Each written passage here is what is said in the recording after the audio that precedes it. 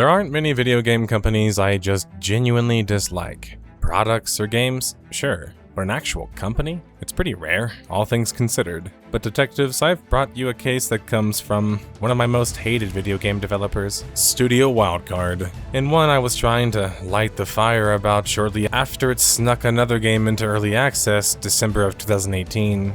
And while from afar, these things might seem unrelated, as that game was titled Atlas and developed by Grapeshot Games, but Grapeshot Games was led by the main developers behind Studio Wildcard, and was erected as a sister studio to facilitate the development of their next big survival game, one that was bragged to be quite MMO-like and feature up to 40,000 players simultaneously. Atlas might have had a bit of a sneak release into early access, as I said, but its hype was immeasurable, both from the major streamers covering it and what the game was promising, a survival online experience that was like no other. You could be a pirate, have AI crew to assist you, capture territory, all in the name of booty, and it was a hefty promise, but a super alluring one nonetheless. But the booty wasn't what was expected. Damn you, yoga pants and angles. And in under a year, the game would drop below 5 figures in population, or it would never again climb above this 5 years later, after some rather lukewarm updates. Atlas would be abandoned by Wildcard, Grapeshot Games, and since then, as of 2026, hasn't received an update. Abandoned seemingly for the upcoming Arc 2 game. That's why we're featuring Atlas on the Death of a Game series, a series where we investigate the largest contributing factors to a game or company's death or dying, utilizing a timeline of events filled with clues, developer testimonies, and of course, most important of all, detective intuition. This all culminates in a final deduction, where we, as classic detectives do, crack the case for good. You know, in case any of you missed any of the clues. Without further delaying, detectives, to the sails! We have a case to solve on the blue seas. The story begins back in the summer of 2015, and that's because that's when Studio Wildcard really entered the major gaming ethos, after they would launch their first game, Ark Survival Evolved, June 2nd, 2015. Ark to me is one of the most interesting stories in gaming, and perhaps not for the reasons you might expect. I was an early adopter to Ark, early access or not. I hadn't had the chance to play a survival game with dinosaurs, and thought that the idea that you could train them was novel and unique, and it piqued my interest. And to be blunt, Ark Survival Evolved, in my experience playing it, after a few dozen hours as a veteran survival gamer elite dude, was pretty negative. The game was a total jank fest, with constant random hiccups, poor animations leading to weird looking combat and characters, and being hit when you thought you couldn't be. The amount of bugs in this game are absolutely absurd, and eventually can make it unplayable for the players who enjoyed the game previously, like me. Look, I was enjoying my experience at first, and then some dinosaur of mine were moved around one night due to a server reset or something like that, and were now hanging out of a part of the wall. When I woke, as you would expect, literally everything was gone because they had been killed. But I'm resilient, or autistic, or both, and I decided I wouldn't give up there. My friends and I made makeshift boats and sailed the seas in an effort to avoid this. This went really well, for a time, and then again, while logging off, suddenly we were found, while still moving in the middle of nowhere, which screamed DSP to me, as a very common survival game hack, and one that Ark was a victim to. And that's also when I started getting zerged more by the Chinese player base, who wasn't region locked and was able to just dominate the other servers. There are hour-long compilations filled with bugs, glitches, and exploits in Ark Survival, and the saddest part is, the reason I can't really support the company, is they still haven't even ironed all of them out. Instead, they ended up eventually redoing their game with an expansion sequel of sorts, not before launching a new DLC map before they ever even exited early access. Totally scummy activity, but the reason the game is interesting, besides actually providing some decent innovative gameplay at times, is that it has managed to sell a whopping 30+ million copies, not counting like the other 30 or 40 million that were given away for free. That makes Ark one of the most successful survival games ever, despite their shaky foundations. This overwhelming success, warts or not, would lead to a major acquisition, coming from an unlikely source in China, Snail Games, who would acquire Wildcard back in January of 2017. Titled fully as Suzhou Snail Digital Technology and founded back in 2014 as one of the first online video game developers in China, though it existed before that in another form and helped push online titles like Age of Wushu and Heroes of Gaia Online, classic MMORPGs from China, a lesser-known region in this genre. But the reason I mention this, besides just, the acquisition being relevant and the new key holders, is that Snail Games was one of the developers behind one of the most overhyped and underdelivered online RPGs or survival games ever. One that deserves its own episode in the series, Dark and Light. a now abandoned game that was originally started as a project back in 2008 and wouldn't launch until 2017, where it felt and looked nothing like it was advertised.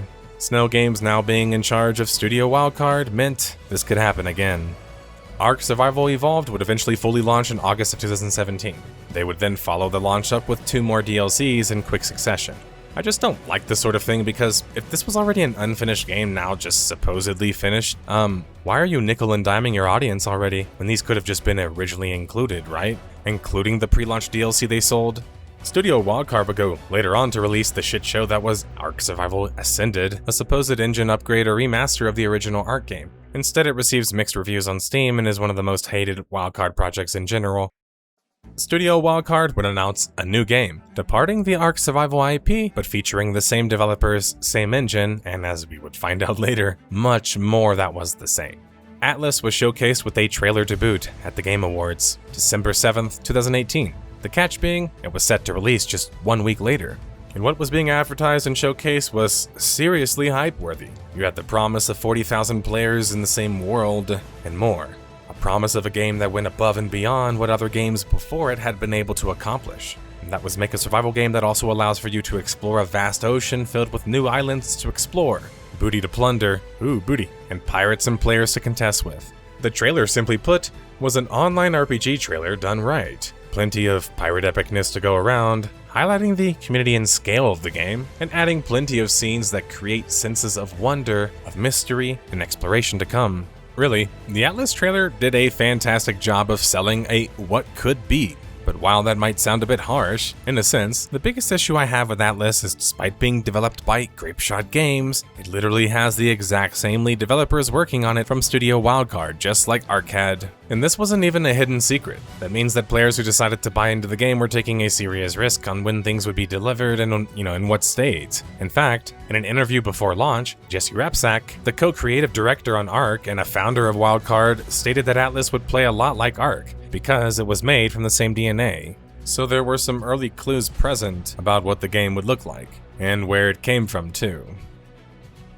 Early access launch would occur for Atlas December 13th, 2018, and what came next was one of the most shifty-turny launches ever, mimicking the waves you must conquer upon loading into the world, well, if you're even able to load in. First, the game never launched on the 13th. It actually launched way later, on the 22nd, nearly 10 days later due to constant delays from Grapeshot Games at like the final hour. And when it did finally launch, the servers were down for hours, with people unable to play anything. Now you might be saying, hey, it's early access, and most MMORPGs, as many people were calling Atlas, no, smartly not the actual developers, though they would call it things like MMO-like and just allow other people, including marketing, to call it an MMORPG no problem. They always had problems at launch, but Atlas was having problems like no other launched product. And the early access excuse doesn't apply here when Studio Wildcard has made hundreds of millions and they have a publisher paying bills. Why not just take time and make a good game? I mean, players were struggling to even play the game, or connect to the starter zone server, which by the way was capped at just 150 players, and separated from the main game servers, making it virtually unplayable for players stuck in queues in the thousands for just 150 players. But before I dive more into the gameplay and technical issues and design problems, let's talk about the general reception for Atlas. Usually I use aggregate review website Metacritic to lead the charge for critical reviews, but very few critics even covered Atlas, one of which, IGN, who would rate Atlas at a 4.8 out of 10, calling it bad, and saying it was far too willing to unfairly destroy hard-earned progress to justify investing time into it. Though they would harshly call the combat poor and explain they saw no answers to the problems presented in Ark Survival, presented here, yet again. Like in my opinion, Chinese clans dominating land and servers to the point that players couldn't even take any land since landable land was very infrequent, and offlining any of their competition past the point of, well, competition. The actual player reception for Atlas on Steam was rated at a 46% from nearly 20,000 players. The base gameplay of Atlas was remarkably similar to that of Ark, in the sense that the combat was incredibly janky and barely serviceable, but the game genuinely was filled with enough interesting looking things that made you want to explore the world regardless. But the entire gathering, processing stuff, and even the UI itself came straight from Ark. And if that seems like an exaggeration, in fact, some players were able to identify that there was a secret accessible menu in Atlas, and this menu told everything. If you grabbed a controller on the Xbox and just scrolled your menu down until you found an invisible button named Exit that was located on the main screen. This secret ARC menu would allow for players to load up Atlas, and ARC, as if it was just an add-on, or expansion to ARC. This is the exact same menu in ARC itself, giving credence to many players' claim that Atlas wasn't just built on ARC's foundations and spirit, but literally built in it, and used as the jump-off point to launch an entirely new and different game instead of a new expansion. This allows them to sell Atlas at a higher price, and also potentially open it up to new sources of revenue, but naturally is devoid of any actual ethics, a classic studio wildcard move. But the game was able to sell over 1 million copies, and reached an impressive 58,000 players peak, so Wildcard, or Grapeshot, had been given more time and more leeway to continue doing what they seemingly did best, moving on to the next moneymaker and not giving a damn about customer satisfaction. And sorry, when the first thing out of Jeremy Stieglitz's mouth, another founder and lead developer from ARC, post-launch is just, well, we just didn't know how things were gonna be until the real players came. That's just a silly excuse, because you could have just held a beta and not charged people for a subpar unfinished ARC DLC. Now, although the entire combat in Atlas, including the ship combat, was worse than Sea of Thieves in my opinion, and that's saying something, the actual traversing and customization with the ships was actually pretty good, allowing you to customize directions of sails by degrees, and even build on top of a ship, which essentially was an extension of ARC, since that's what I used to do and make makeshift boats in that game.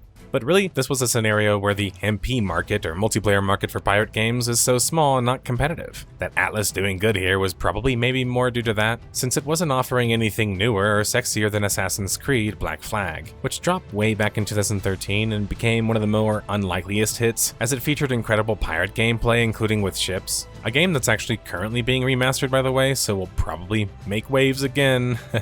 But whatever waves were created in Atlas were small and insignificant. The game had tons of systems in it, but none of them were seemingly deep enough to keep players interested. Past how absurdly long the game took to grind in, and even that was hard when you had nowhere to live safely, besides what would later be expanded upon, free ports, which wouldn't allow for players past level 8 to live in them. So don't worry, just only 72 more levels to go. And this is where the concept of a virtual world as a pirate-focused game kind of falls a bit on its face. First, you might be confused by my virtual world classing, or even mention, but that's because Atlas clearly is not a virtual world that's massive, like an MMORPG. It's a smaller one, something probably closer to like just an online RPG, the little brother, because 150 players is nowhere near a massive amount of players by comparison to what the actual term was meant and defined when it was first created. And when you even get more than just like a dozen players in Atlas anyway in your zone, you're met with uncontrollable lag, an utter failure in what was advertised. 40,000 players in a massive world simultaneously. And the pirating-focused game part is problematic because, well, pirating was an activity that was illegal, that existed because of lapses in security at sea historically, the age of exploration, and the desire for profit, of course. If your game is just about pirating, it's essentially a zero-sum game designed to burn people out eventually, since everyone's going to get pirated. Instead, more realistically or idealistically, you want a more fleshed-out world where pirating is just kind of like one of the major activities, like an ArcAge, an MMORPG by the way. You even see this in Sea of Thieves, when it runs into issues of their player base complaining about the fact that they can be, wait for it, pirated.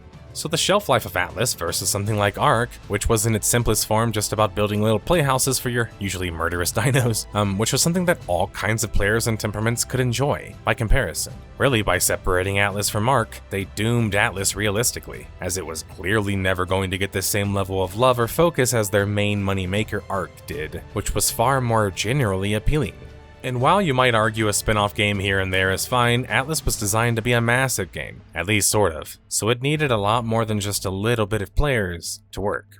And just when things couldn't get any worse because, well, the game just wasn't simply ready to be sold as a product and wasn't that fun, just days after launching would be news that Atlas would have its servers taken down due to a hack attack, where players were reportedly able to hack an admin account and spawn World War II tanks and planes, which was possible through its dev kit system in the game. This was just the beginning, though, of a litany of technical issues that would be abundant in Atlas, a game that has multiple videos dedicated to streamers streaming the game to thousands of players, I might add, encountering game-breaking bugs, such as items, ships, or animals just disappearing, or players being able to force crash you when in melee range with them, such as the CSCG clan, or the sheer amount of map clipping bugs. But past that stuff, the game was just so janky. You have players being killed by fauna that is so absurdly leveled it looks like a cruel joke in a game where you can lose everything.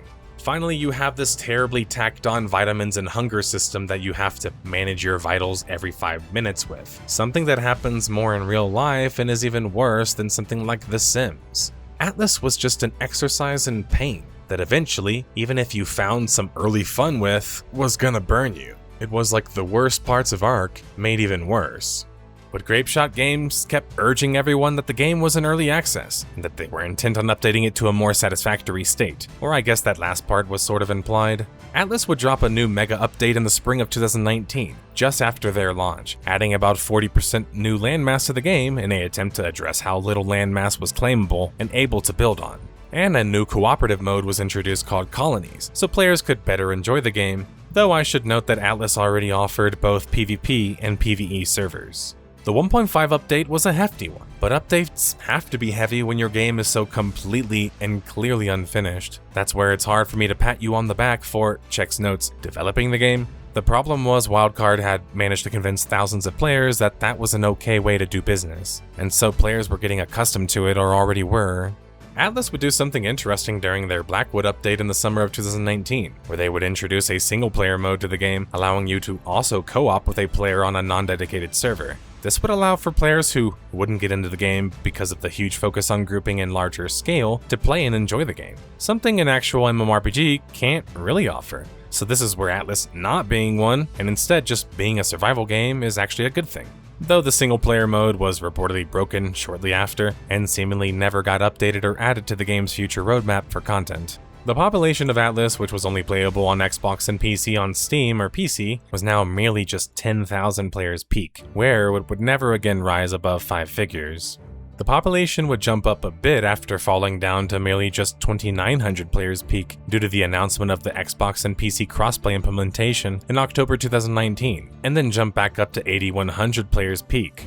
A major update coinciding with Season 4, the Maelstrom update, would drop June 29th, 2020, and introduce a new map to the game. Well, not in the traditional Wildcard way where it was just optional. Instead, it just replaced the original map instead. But this wasn't the only major change to happen with this update. Not only would they wipe the game, removing players' current levels of progression, they would remove the remaining PvE servers and decide to just simply have one global PvE server instead. Now, I don't know the numbers for the PvE servers at the time, but even if they were super low, Grapeshot had to know that this was going to piss people off, especially like the super elite wannabe gamers who think having a really good ping in a game that they don't need it in, like a PvE server focus game, would even matter.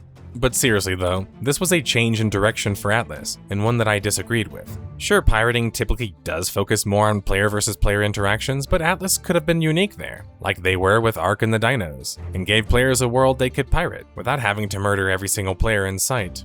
Instead, it was a game that got even more dominated by elite Chinese guilds than Ark was, due to how much grinding was a severe barrier in the game, like for example, getting a boat, where a souped-up 1,000-hour warrior would be awaiting your corpse outside of the free port. Studio Wildcard was still suffering from the success of Ark on Steam, at just under 100,000 players peak on Steam as of the end of 2020, and then, catching Atlas players probably by surprise, would be the announcement of a sequel to the immensely popular Ark, Ark 2, set to launch something like 8 years into the future. Development would start on that project, but not exactly end for Ark proper either, as it would eventually be ported completely over to UE5, with Survival Ascended a few years later. Studio Wildcard had a lot on their plate, and it's likely that their main development force had shifted to these other projects over Atlas, a game that even after a good trade system update would just by the end of 2020 barely top out at 4,500 players peak. That might sound like really bleak, but remember, Atlas sold like 30 or 40 times less than its bigger brother Ark. It was orders of magnitude smaller in population and in sales, which wasn't going to be attractive to a money-making focused company like Wildcard Studio, who I've never personally seen have any real community presence or real quality customer service of any note. And how I wrote this last bit sounds like Grapeshot gradually arrived at this decision or something, but if you look at this chart, 2020 would have 10 times less updates than the year prior, and this number would only continue to gradually decrease. Less frequent updates or not, Atlas would still manage to push out one more major update in October 2021, titled the Sea of Wonders update. A great additional content update to the game, to be honest, but it was like the one that they had done that year. And the game was still starving for enough content to be worthy of a full-priced game, let alone feed its rabid fan base still left playing the game even as infrequent as they were. A player base that was now at under 3,000 players peak. Sea of Wonders essentially redid the game's mapping system, giving it our map, effectively, and also greatly increasing the level cap in the game. The roadmap announcement in the spring of 2022 didn't make things any better or more optimistic for the fading player base either, as Wildcard Studio was back at what they did best, adding way too many systems and additional content to the game without ever fixing what they already implemented. 2 more wipes would hit, first in the spring of 2022, and then in the fall of 2022. And these wipes, while arguably understood because the game was in early access a game, again, that was kind of a fallacy, because this should be a fully developed game. And wiping your game while bragging about exploration and progression is just about guaranteed to piss off your little remaining player base, which had now dropped below 3,000 players peak, and just 1,100 players on average. But to be clear, these little wipes were actually providing some variety to the game, and since the game was not bringing in many new players or having that much new content, it was kind of keeping it novel in a sense for players who already experienced the majority of the game. So there was a little bit of a slight method to the madness, though just a band-aid fix you kept ripping off and putting back on. This was up until Season 12's wipe, in which you never see the population recover again, now starting to fall below 2,000 players peak. Patch 560.3 was a major patch in the summer of 2023, but what's nuts about the patch, still being dedicated to fixing exploits, crashes, and etc., is that at the bottom, you have Grapeshot still noting how they were in early access. Guys, the game launched 4 years ago. Why on earth would that even be remotely close to a good excuse anymore, and even ever was? It's absolutely absurd.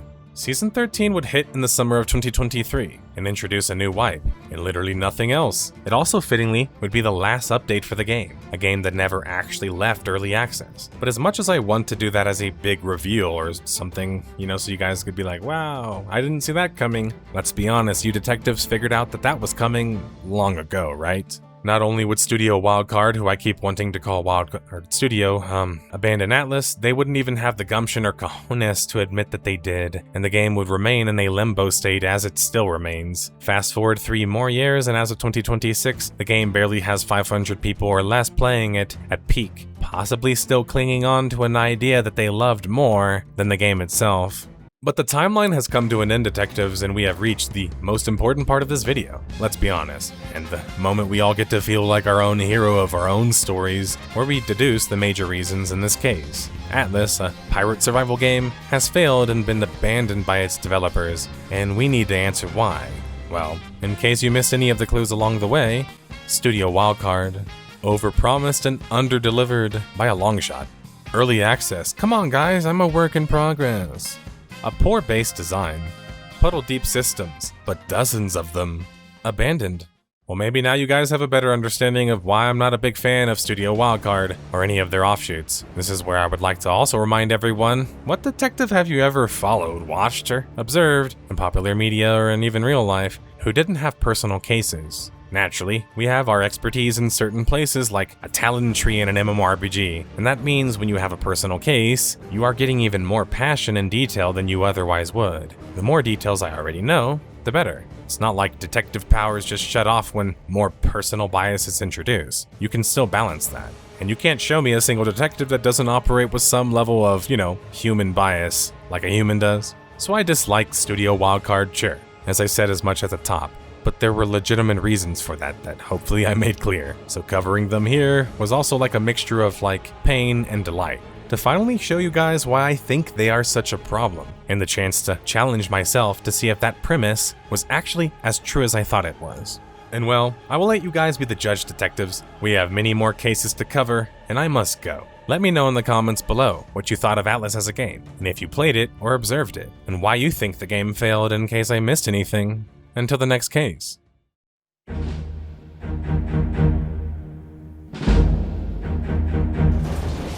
6 miles to the target area. I want everyone to stick to the main road. Stay alert.